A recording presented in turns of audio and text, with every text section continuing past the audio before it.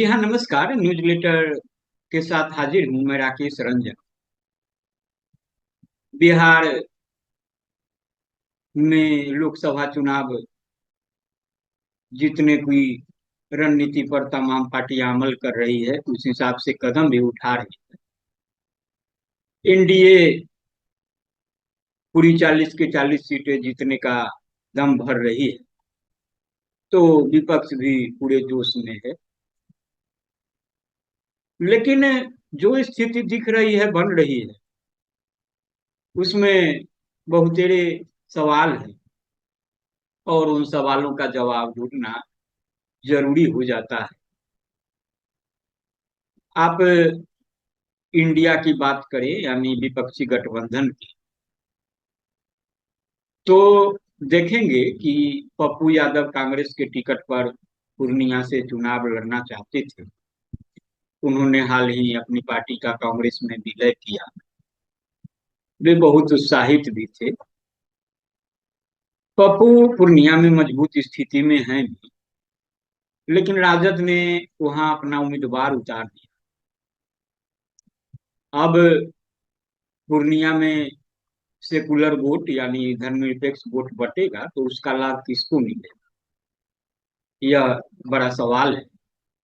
सवाल यह भी कि तेजस्वी यानी राजद अध्यक्ष लालू प्रसाद के पुत्र, बिहार के उप मुख्यमंत्री रहे तेजस्वी यादव, भाजपा से नहीं लड़कर पप्पू यादव से क्यों लड़ रहे हैं।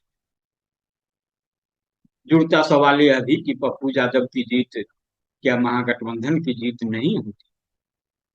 तो ऐसे में जो सबसे बड़ा सवाल उठ खड़ा होता है कि कहाँ गया सेकुलरिज्म। क्योंकि लालू प्रसाद अपने को सेकुलरिज्म का सबसे बड़ा झंडा बरदार बताते रहे हैं और मानते रहे हैं। तो बिहार के वरिष्ठ पत्रकार और समय मंथन मासिक पत्रिका बहु प्रसारित है, उसके संपादक सिराज अकबर ने एक विश्लेषण किया है। वे लिखते हैं कि धर्मनिरपेक्ष का अर्थ होता है स्टेट धर्म में हस्तक्षेप नहीं करे। यहाँ धर्म और राजनीति का घालमेल ऐसा है कि पता ही नहीं चलता धर्म कहाँ है और राजनीति कहाँ है। राजनीति का धार्मिकरण ने सबको गटमट कर दिया है। उर्दू में सेकुलरिज्म के मायने लादीनियत होता है, यानी दीन में यकीन रखने वाला। और मुसलमान सबसे ज्यादा सेकुलरिज्म में यकीन रखता है। अभी चुनाव का मौसम है और सेकुलरिज्म की खूब चर्चा हो रही है। कैसा सेकुलरिज्म और कौन सेकुलरिज्म के लिए लड़ रहा है। सभी कुर्सी और सत्ता के लिए लड़ रहे हैं, सेकुलरिज्म की हिफाजत के लिए कोई नहीं लड़ रहा। सिर्फ ओवैसी बदनाम है कि भाजपा के एजेंट हैं, जबकि एजेंटी सब कर रहे हैं। तो सिराज लिखते हैं कि बात पूर्णिया से करते हैं। राजद ने पप्पू यादव के लिए वह सीट छोड़ क्यों नहीं दी। पप्पू यादव भाजपा में थे, कांग्रेस के टिकट पर चुनाव लड़ना चाहते थे, मजबूत स्थिति में है। राजद ने वहां अपना उम्मीदवार उतार दिया। सेकुलर वोट बटेगा तो उसका लाभ किसको मिलेगा। तेजस्वी भाजपा से नहीं लड़कर पप्पू यादव से क्यों लड़ रहे हैं। पप्पू यादव की जीत महागठबंधन की नहीं होती। तो ऐसे में है कि कहाँ गया सेकुलरिज्म।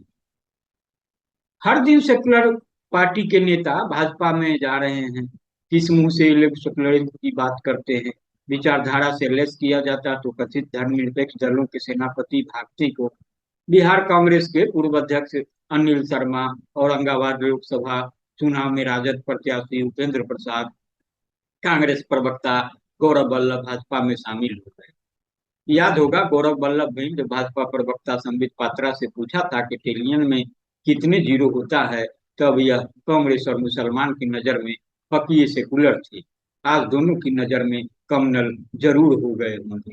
यहाँ कोई भी एक दिन में सेकुलर और एक दिन में कम्युनल हो जाता है।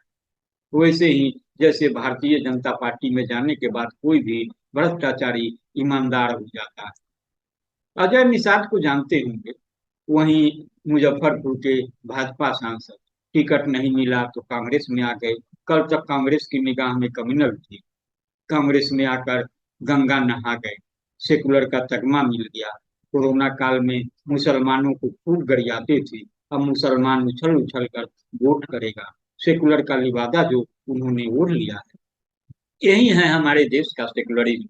पार्टी के आधार पर सेकुलरिज्म और कम्युनलिज्म की व्याख्या यहाँ होती है, विचारधारा की बुनियाद पर नहीं। विचारधारा की लड़ाई में परिवार, सत्ता, कुर्सी, पावर पीछे होना चाहिए। विचारधारा से सेकुलर पार्टी कमजोर है, अन्यथा राज्यसभा में रहते हुए लोकसभा में उम्मीदवार बनाना कोई तुक नहीं है।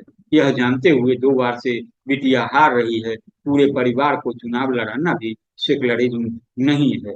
खुद अध्यक्ष और राज्यसभा सदस्य रहते हुए सुपुत्र के टिकट के लिए दुबला होना भी सेकुलरिज्म की लड़ाई नहीं है। यूपी में अखिलेश रोज उम्मीदवार ही बदल रहे हैं। राहुल की सीट पर वामपंथ क्यों लड़ रहा है? यह सेकुलरिज्म के किस दायरे में आता है? ओवैसी के बयान से ध्रुवीकरण होता है तो बंगाल में ममता, कांग्रेस, सीपीएम की आपस में लड़ने से सेकुलरिज्म की गुटबंदी हो रही है क्या? राजद या इंडिया गठबंधन में मुसलमान को पीछे रखकर धर्मनिरपेक्षता की लड़ाई लड़ी जा रही है। चुनावी सभाओं में मंच पर मुसलमान कहीं दिख क्यों नहीं रहा है? तेजस्वी बीमा भारती के नामांकन में पूर्णिया पहुंच जाते हैं, बगल में डॉक्टर जावेद और तारिक अनवर का भी उसी दिन किशनगंज और कटिहार में नॉमिनेशन था, वहां क्यों नहीं गए? राजद ने अब तक किस लिए मुसलमानों को टिकट दिया? भाजपा कम से कम सेकुलरिज्म की बात नहीं करती और न मुसलमानों को मुगालते में रखती है। भाजपा से डरा कर यदि वोट बटोरना सेकुलरिज्म है तो ऐसे सेकुलरिज्म से तौबा। तो बातें संजीदा हैं, चुनाव का मौसम है तो इसे संजीदगी से सुनने और सुनने की जरूरत भी है। हाँ, मेरा आग्रह होगा कि सुनने और सुनने के बाद प्रतिक्रिया से जरूर अवगत कराएं। हाँ, लाइक भी करें, शेयर करें, और अगर आपने अब तक newsletter with Rakesh Ranjan को सब्सक्राइब नहीं किया है तो सब्सक्राइब भी जरूर करें। नमस्कार।